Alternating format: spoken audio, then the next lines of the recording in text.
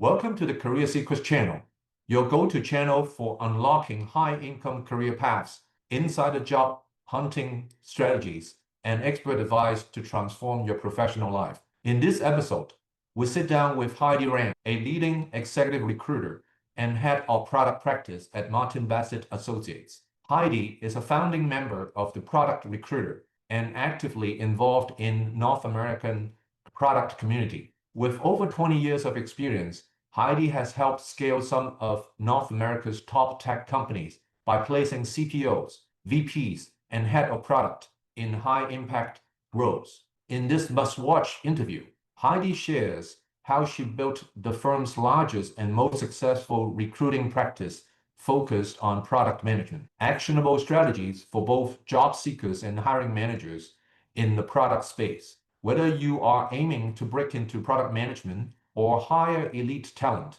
this episode is packed with career-changing advice and money-making insights. Watch now and learn from one of the most influential voices in product management recruiting. Welcome, Heidi. It's great to see you. It's wonderful to be with you, Edmund. Thank you for having me. You've built a very successful recruitment practice.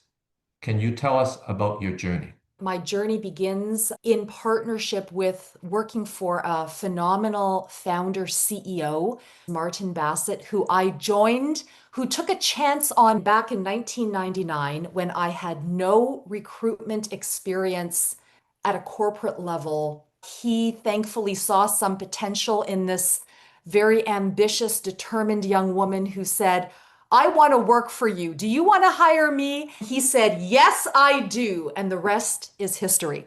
My journey in the search business really began at a very different time in technology. It was 1999. Little did we know that a few short years later, something called the dot-com bubble would burst and the world would forever change. My journey began recruiting sales professionals, software sales professionals, and pre-sales consultants for software companies. That role began as an individual contributor and grew. I took on more senior level searches for key clients of the firm and eventually grew into a leadership role. Everything really began to change as the SaaS industry began to take over what had been largely client-server on-prem software. As that began to happen simultaneously, we began taking on more searches outside of our core domain, outside of sales. This new role called product management began to emerge.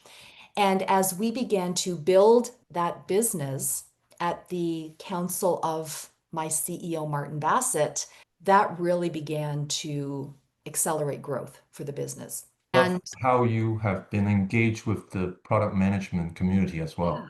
That's been a really fun part of the journey. So where are we at today? Well, as it turns out, the product practice became the largest revenue generating practice of our firm. I think it was January of 2024, we actually rebranded the practice to its own brand called the Product Recruiter. And so it has a standalone brand, which has only helped in brand recognition in the market because it's quite obvious what we do. We are the Product Recruiter, and I'm a product recruiter, and that has all served us very well. We still continue to operate successful other recruitment businesses, lines of business. We still recruit enterprise salespeople. We still recruit marketing talent, CMOs, VPs of marketing, but my role now is really leading this practice area, being involved in the product community, working with our clients, working with candidates, and really taking the message into the marketplace on our behalf. Excellent. How has recruiting evolved over the years? The recruitment industry mirrors what happens in the tech industry. When I first joined, the business was largely human contact by telephone, email, and whenever possible, face-to-face meetings. Remember the trade shows back in the day? And people would come together, human contact. It was all about that. CES, I think they were called. Thank you. And I remember that the path to Growing a network often came through referrals. Who do you know I should speak with? Is there anyone else who you know who's just like you, but might be more open to an opportunity? So very referral based. My CEO, Martin, has stories about when he joined the business because back then, as a recruiter, part of your success was determined by the number of recipe cards or index cards. I can't believe I still have an old-fashioned recipe card just to remind me where we've come from. You were as good as the number of index cards you had because that determined how large your candidate network was, right? Yes, Now, heard that. a defining moment that really changed everything in the recruitment business was 2003 when a little company called LinkedIn launched. I still remember the day I was sitting in my office because back then everybody worked in offices. And Martin, my CEO, runs into my office and he says, "Have you heard of this thing called LinkedIn?" I still remember back then, the platform in its version 1 state allowed you to send, I believe it was 3 in-mail messages per week to people. So think about how you had to be so careful about that message, how it was written, and who you were sending it to, because you were hoping it would either generate a client lead or a candidate lead. Technology and LinkedIn has really enabled us to understand how to access talent. It's opened the doors to accessibility of talent anywhere around the world and accelerating search processes.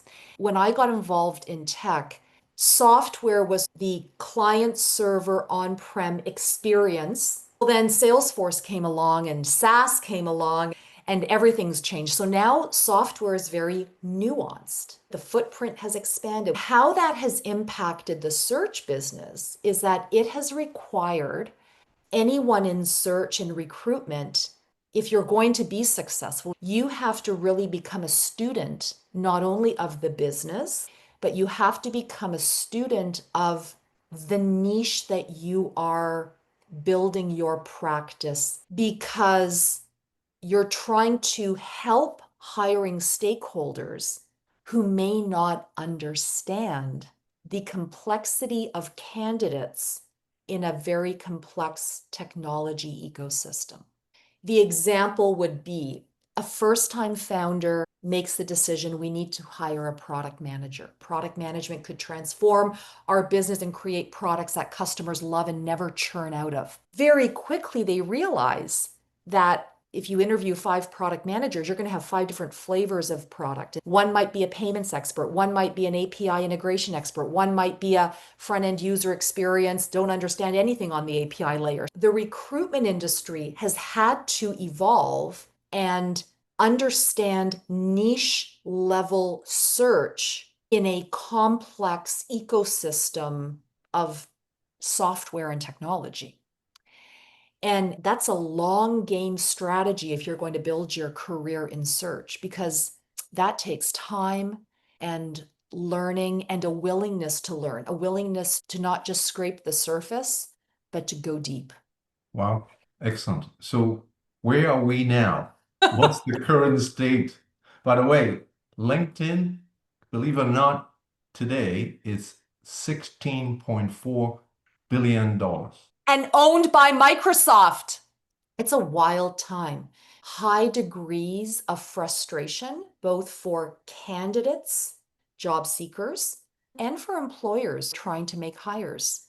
It is still an employer's market.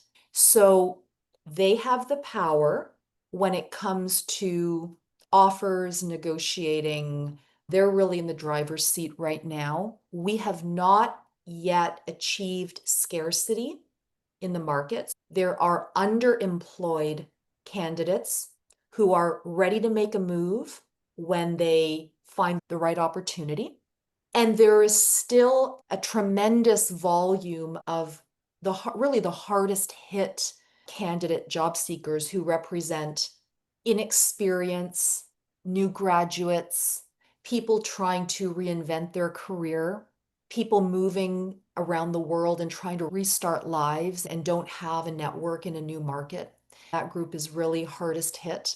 While that might sound a little bit doom and gloom, there is another kind of spirit taking momentum, and that is the optimism and the activity of hiring. There is absolutely hiring happening in the marketplace. Every time I open up LinkedIn or I message someone, I'm getting back from the market, hey, I actually just took an offer, or I'm excited to be announcing that I'm joining this company.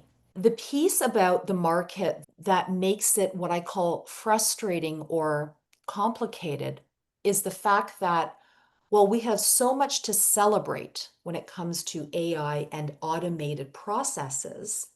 The applicant journey is so easy to begin that it's causing complications both for candidates and for employers because it's too easy. For example, if you're on LinkedIn, you're a job seeker, all you have to do is press a button and apply, the quick apply. Many candidates don't even read the postings.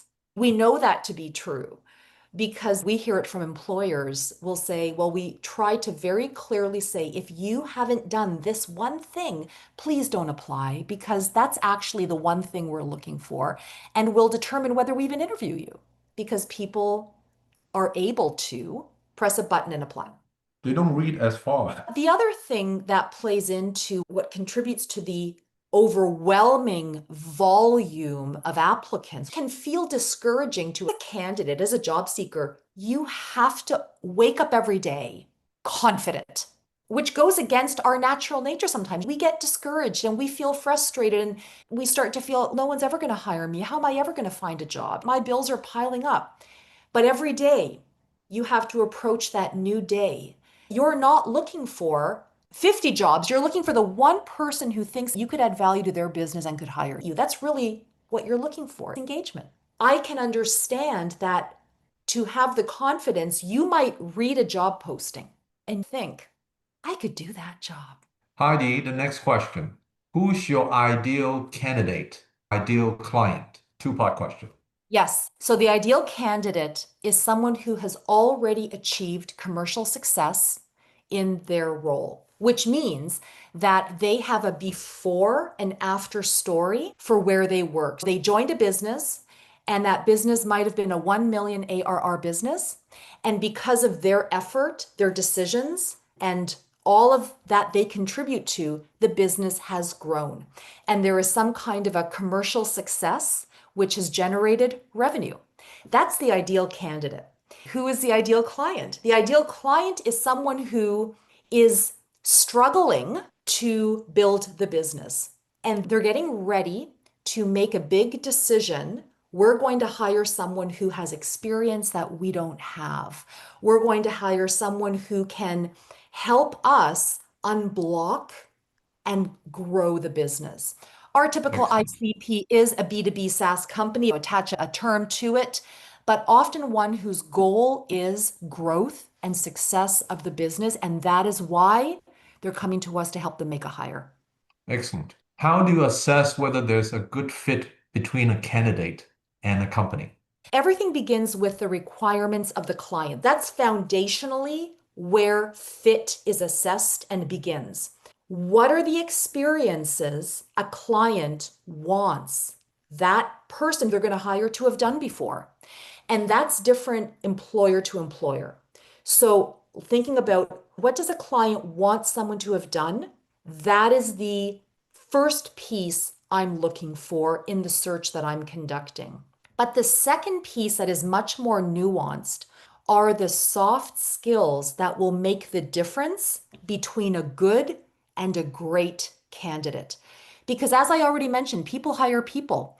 So when I'm meeting with a client, I'm listening to what they're sharing and also to what is unspoken. All of the things that they can't say or that I'm just noticing. For example, if part of our onboarding of a new search and the search kickoff, if the community of stakeholders I'm meeting are very seasoned and have come from large enterprises, most likely they're going to value another human being with a similar background. Now, I'll test that because in the flow, I'm going to present candidates who the soft skills and who the human is aligned to them. And then I'm going to test it with someone who is a little outside of that persona because I could be wrong. So I'm looking at the concrete experiences the client wants. I'm looking at the soft skills of who they say they want to hire and the things that they don't say. And then I'm also aligning all of that to the candidate, the job seeker, and the dream they have for their career. Because most candidates see themselves in a particular kind of a situation. They have aspirations of what they're trying to do in their life. And those goals that a candidate has need to be aligned with an organization. Otherwise, they might be likely to churn quickly. It has to be a match. And on top of all of that, the bow and the final cherry on top are the pieces around just how business is done. So there are organizations who have an in-office culture.